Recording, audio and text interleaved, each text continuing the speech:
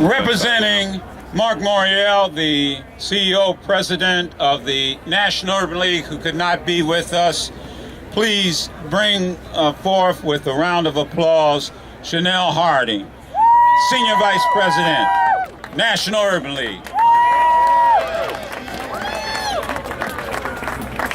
Good morning. It's an honor to be here on behalf of the National Urban League. And first, I want to recognize one of our great leaders, J. Howard Henderson, the CEO of the Greater Baltimore Urban League. Thank you for being here.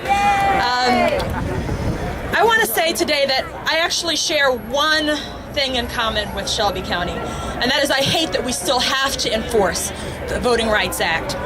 But you know what I hate even more? I hate that 50 years after the March on Washington for Jobs and Justice, there's an unemployment rate of 14% for African Americans in this country, and that even now our leaders over here are locked in a death match to determine whether that number is going to go even higher. I hate that 150 years after my people were freed from the crushing burdens of slavery, far too many of my brothers and sisters are born in poverty. I'm sorry, can you hear me better? Okay, are born in poverty. They languish in dropout factories. They go to prison. 6 million Americans under correctional supervision in this country. Far too many of them of color. I hate that a year after Trayvon Martin was followed, shot, and killed, we're still focusing on the right to bear apparently any arms, while, as Harry Belafonte just reminded us, the blood of our children is flowing in the streets. Preach. I hate that even as Daniel Day-Lewis won Best Actor for presenting President Lincoln, it still seems like there's a lot of people that aren't free. Preach. And I hate that there's still a need to have a debate about protecting the single most effective and sacred mechanism that is guaranteed to us as citizens to address these issues and protect our freedom, the vote.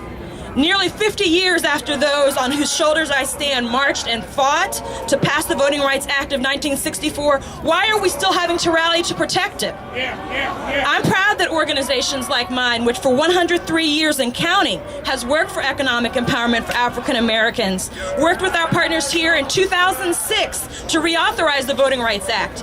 But I hate that we had to do it. So yes, Shelby County, I share your sorrow over the continued existence of 7.5 of the Voting Rights Act. Not because it's outlived its usefulness, but because it's still tragic that today in this great country it's still needed. The National Urban League's job is to provide free services to people to get them back out of poverty and keep them out of poverty. But last year, because of what we saw going on, we launched a new project, Occupy the Vote, to register voters, educate them about changing voting laws, and make sure they got to the polls. These are some of the things that we saw, and you saw them too.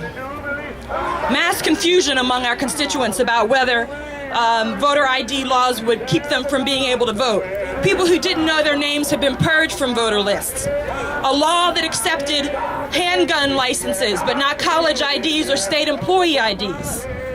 A woman who couldn't get a voter ID because she didn't have a marriage certificate, though she'd been voting since the 1940s. Preach. Police setting up roadblocks and traffic checks in black precincts on Election Day, slowing access to polling locations. But before I step down, let me say what I also saw. I saw freedom fighters standing in line in the polls for hours, even in the cold and the rain, to make sure their votes were counted. And we saw the determination of our volunteers to help. Jackie Bagwell is 88 years old and has been a member of the Urban League Guild for 34 years. She came to our office to urge people to vote, and when we told her she could go home, she said she couldn't. She had more calls to make. Dorothy Burton is a 94-year-old Urban Leaguer. She was in our office daily in the run-up to the election, and she's been voting since she was 21 years old. Just like Jackie and Dorothy, the Urban League knows what's at stake today.